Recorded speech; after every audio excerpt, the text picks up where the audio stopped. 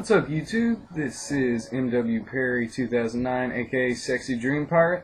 I have another deck profile for you guys. This is a updated version of my Mono Dark Control. I have a profile for that one also up on YouTube. It is a pre-Evo Fury. This is my deck after Evo Fury with some changes that I've made. I'm really liking some of the new Evo Fury cards that came out, and you'll definitely see some of them in this deck. So I'm going to go ahead and start off with my 2-cost creatures in this deck. I used to run a couple Marrow Ooze, but since then they've been weeded out. 2-cost Gigazanda, 2 for 2,000. Basically replaces Brain Squirmer. It's a Chimera, which is the reason that I've slipped it in over Brain Squirmer. They didn't give us any Rotworm Evos, so it's all about the Chimeras right now, which kind of sucks with the whole Horrid Stinger bump going towards Rotworms. But, they gave us a bump card for a somewhat useless race right now. But either way, Chimera 2 for 2. Moving on to my next 2 costs, Scavenging Chimera. Now, normally it would be a 2 for 1,000, but since my deck is Mono Darkness, this card is 2 for 3,000, and I can pull any creature from my graveyard. Now, if anybody's seen my previous deck profile for this deck, and they may recognize that this card is basically replacing my old Grave Scrounger. Grave Scrounger is 4 for 2, and I can pull a level 4 or less. This card, I can pull anything. I can pull Hydra Medusa back out, which is a personal favorite play of mine. I like to pull my Hydra Medusa out of the graveyard and drop him in again, basically recycle a Terror Pit. But this card is extremely useful. It's fantastic Evo bait. 2 for 3,000 in the Darkness Civ is unheard of, completely unheard of. I was really pumped whenever, they got a bump that's this good. This is an extremely cheap creature, and for the Darkness Civ, it's fairly powerful. It's a pretty big body as well, and then the recursion factor on that card is just phenomenal. I absolutely love it, and it's still good Evo bait. So, moving on, 2 costs, Skeeter Swarmer, 2 for 4,000. I ran 3 before Evo Fury. I'm still running 3 now. It's still a good solid card. Granted, there are more cards that can get over it, earlier in the game, but it's still a pretty good card. It's great for chump blocking, and there's still quite a bit of stuff that it can get rid of, whenever it does block. So, all for all, I'm not losing anything by running 3 of these. Moving on to my 3 cost, Skullcutter, 3 for 1,000 Slayer. Now, this card, it was good. Say hello to YouTube, the Chaos. What's up? This card was good back during Rise, and now it's even more wonderful due to the whole, Flame Spike Tessurian, Orion, the new Celestial Dragon for the Light Civ. But overall, this card was really good then, and now it's even better. Because having a Slayer on the field, especially cheap ones, having 2 of them out on the field at the same time, really discourages anybody from dropping the big cards right then and there. So I'm really loving that. I've always loved the Slayer mechanic. I'm looking forward to Dragon Strike. I'm hoping to see some Slayer blockers. But anyways, Skullcutter, 3 for 1,000 Slayer, still running 3. Keep it classy. Next 3 cost, Gigastand, 3 for 2,000, discards a card. I don't run a lot of discard spells in my deck. I mainly use Fumes and Gigastand. I don't run Skull Shatter, it's too expensive for me. But, this is it's definitely one of my better discarders because I can use him multiple times under the, under the right circumstances. It's also really nice because it is a Chimera, so I can drop Hydra Medusa or Tekimora on top of it. So, overall, it's a really good card. Still really good discard for Darkness. I was hoping, you know, we got Return from Beyond, but I was really hoping that we would get something similar to the DM Cranium Clamp. Yeah, I believe that DM used to have a card called Cranium Clamp. It cost 4, and your opponent would discard 2 cards. So I'm really hoping that maybe in Dragon Strike we get something such as that. But for now, Gigastand is probably my #1 discarder. Moving on to 3-cost blockers. Myself, SexyDreamPirate, 3 for 3,000. He's, due to the Evos, you know, the game has gotten a lot more fast-paced, so on turn 3, he's kind of a chump block now, but, you know, there's still a lot of cards that he gets rid of. You know, Aqua Seneschal, Razor Hide, you know, those cards are still seeing a decent amount of play. So he still blocks and destroys that stuff. I mean, I can always use him to attack. Granted, he pops whenever he does that, but you know, if you're swinging for game, it doesn't really matter if he pops, or even if you're swinging for last shield. Moving on, more 3-cost blockers. Still running 2, Scaradorable of Gloom Hollow, 3 for 2,000. Whenever it's battling a level 4 or lower, neither card can be banished. Still works good for Gilaflame. It can actually be used against both Bronze Arm Sabertooth and Laser Arm Dracon, so that's really nice. It can be very discouraging whenever you drop this guy in and you're, you know, taking on an Evo Rush deck. So this card works out really good in those situations. It's not quite as good now that Heat Seekers has come out, the whole 3 for 3. You know, your opponent can get rid of it a turn sooner, but overall it's still a pretty effective card. Moving on to 4-cost creatures. Fumes, 4 for 2,000, still running 2 of them. Still great discard. You know, turn 4, they're starting to run their hand out unless they're running something very, very heavily control. So Fumes is still, you know, one of the best discards. And it's not really lacking on the power side either. It's basically Gigazanda with Specter Claw. So overall, it's still really solid, and it's a good discard for Darkness. Next 4-cost, Bat Breath Scaradorable, 4 for 4, can't be destroyed or blocked by level 5 or less. Still love this card. If I had 2 of them, you know, I'd play it. There may be some people who don't like it, but anybody who doesn't like this card, you're using it wrong. That's the only reason that you should not like this card, especially since it is a Chimera and you can drop Tekamora on it if you need something bigger. You can drop Hydra Medusa on it if you need something out of the way. That he's pretty much guaranteed Tekamora bait because nothing's going to be able to knock him out. Yeah, I mean, early. This card can stay in pretty much the whole time until they get, you know, the big aggro creature up or a monochrome light. Yeah, or like a Grand Gear. I mean, this card is absolutely phenomenal. You know, it can stay in with Halon and not have to worry about getting swung at. This card just goes, it's like Gloom Hollow. It goes in and it stays there until you're ready to evolve. Rocky. Very effective. Yeah, Rocky goes the distance. Yeah. Very well said, well said. My next 4-cost creature, Rupture Spider. My only 4-cost blocker, I run 2 copies, 4 for 6,000. Basically an oversized Skeeter Swarmer. I put him in originally to take care of Gilaflame, but now, you know, he's taking care of Gilaflame and Laser Arm Dracon. Plus, you know, if I need him to, if I need to buy some time, it's an expensive chump block, but, you know, overall, it's still a good card. I still run 2. Moving on to 5-cost, Acid Tongue Chimera, 5 for 3,000, Slayer. You know, I love the Slayer mechanic. Time and time again, Slayer mechanic has, you know, pretty much handed me the game. This card can swing over, you know, quite a few of the annoying things. You know, it can still get over. It can get over Cyber Sprite and like the small blockers, Chasm Entangler, stuff like that.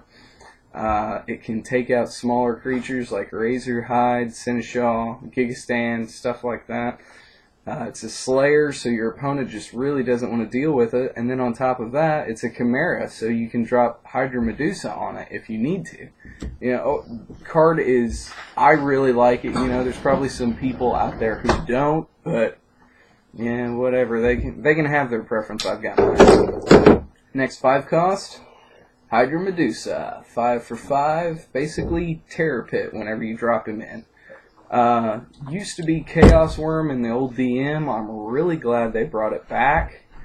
Yeah, it's really good. I'm a little bit surprised with the whole. It's that Darkness was the only one whose uncommon Evo didn't have Double Breaker, but I think the fact that it's a Terror Pit, basically, I think that that can't It's alright that it's not Double Breaker. This card is extremely useful overall.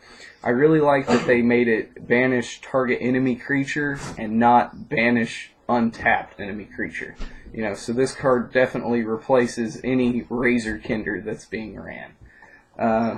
Yeah, one of my favorite plays with this, like I said, is to, use Scavenging Chimera to pull it out of the graveyard and basically just recycle Terror Pit.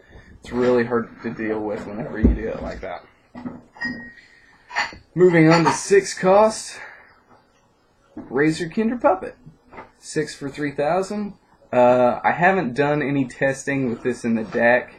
I actually just opened a booster pack and got this, so my deck is actually up to 41 cards. I don't see it, it's not going to be a major game changer, but I added it in to get a little bit more darkness discard. So, it's a really good discard card. You get a look at your opponent's hand. You can get rid of, something that's a definite threat to you. So, I'm going to go ahead and run it at League tomorrow night, and we'll see if it actually comes into play. Moving on, Dark Scaradorable.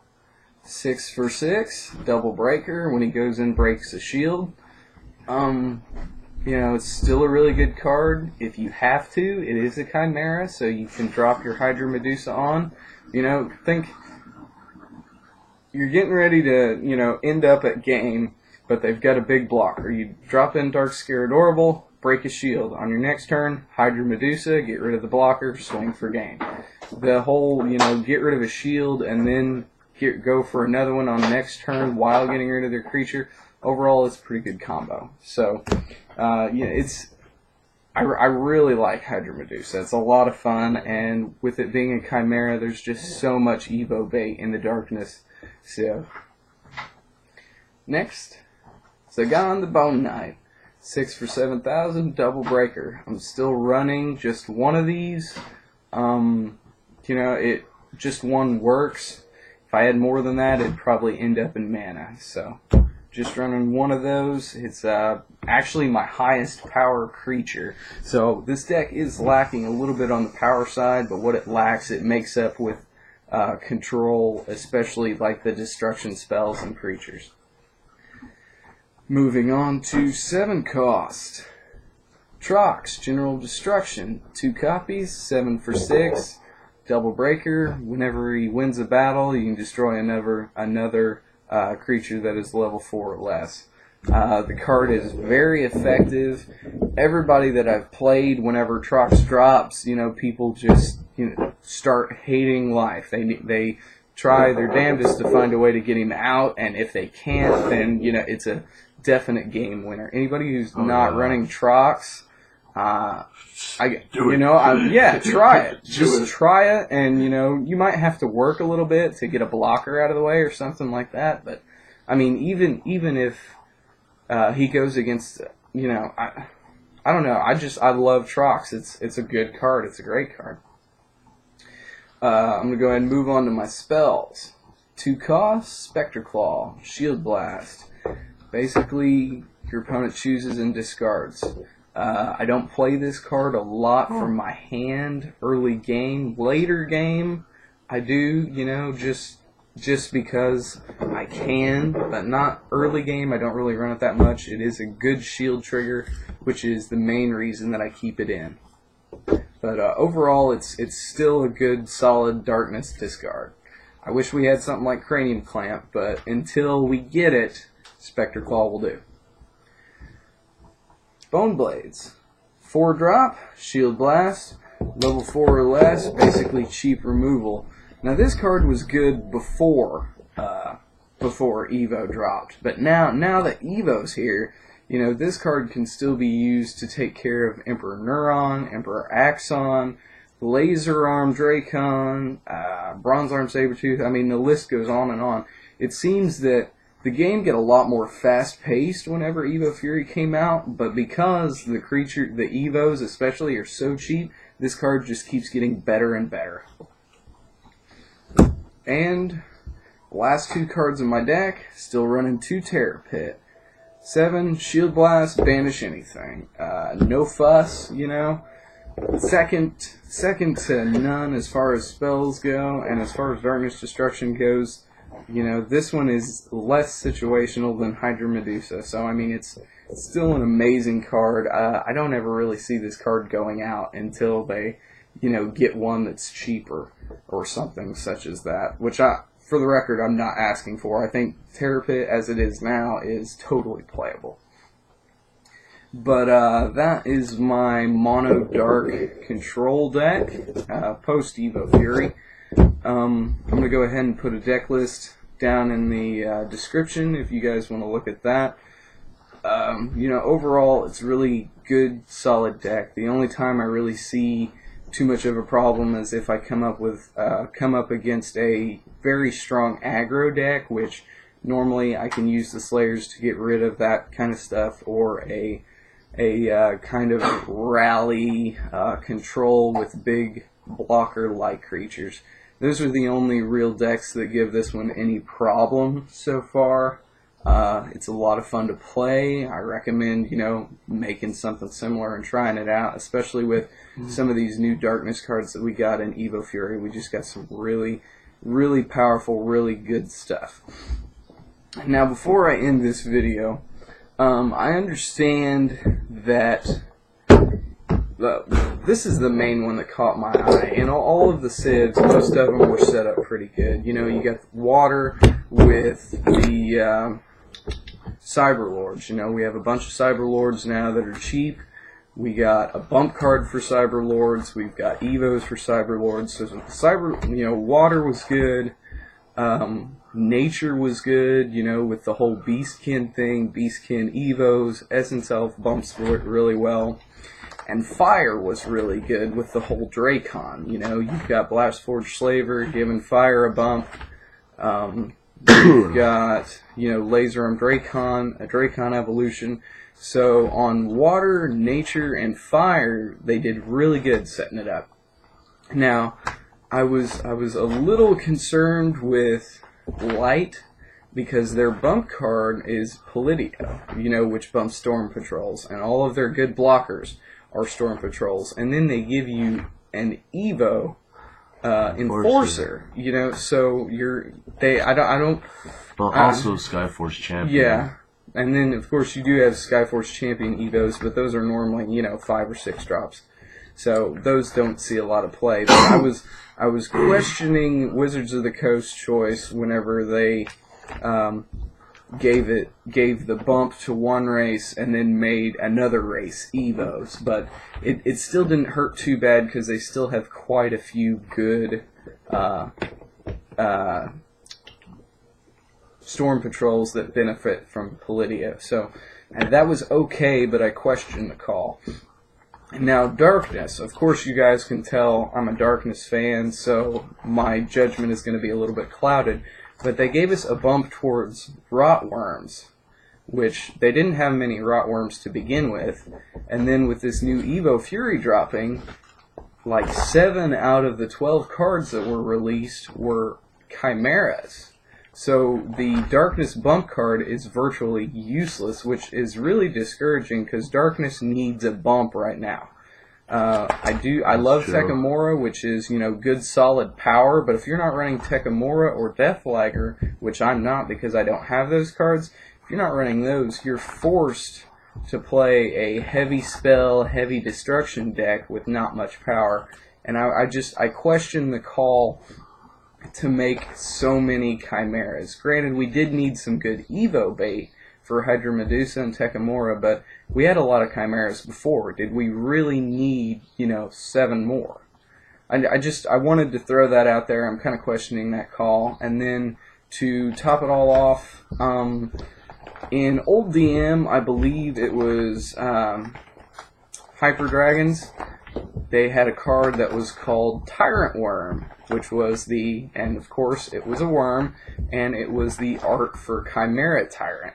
I'll be honest, I was floored that they would take the art from a different race and just completely disregard what it was, and it would have went for the bump card, and they just got rid of it.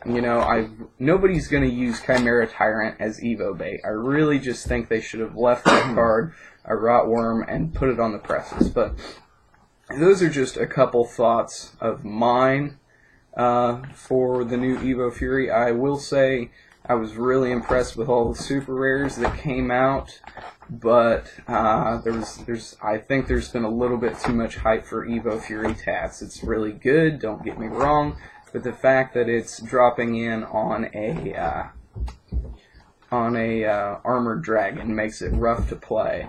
And another card that I think is absolutely phenomenal in Evo Fury is Orion, the new Celestial Dragon. Now, in English DM, Light did not have they didn't have a dragon of any kind, so I was really pumped to see that they did get Celestial Dragons, and Orion is just crazy good.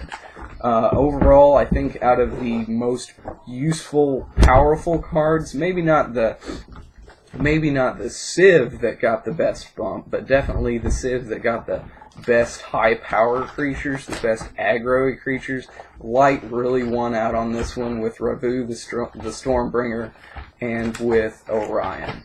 So those are just a couple of some of my thoughts on the new Evo Fury stuff. Like, comment, subscribe, whatever you guys want to do. If you have any thoughts, go ahead and throw it up in the comments. I'd like to see what you guys have to say. But I'm going to try to put some more deck profiles up, maybe some duels, some more openings. But until then, you guys keep playing.